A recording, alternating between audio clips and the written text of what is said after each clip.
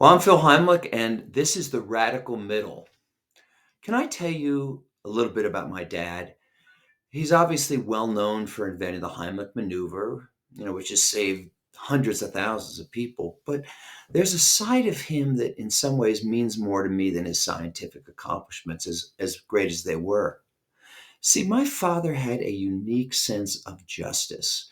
We grew up in the late 50s and early 60s as an upper middle class family, and he was unusual in that he had a compassion, a sense of justice that most people at that time didn't have.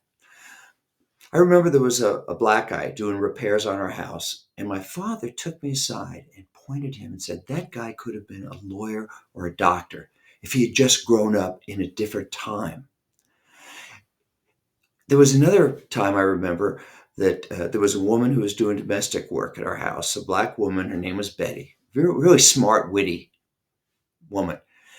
And I remember, again, my dad took me aside and he said to me, "Phil, she could have been a senator if she had grown up at a time where there wasn't discrimination."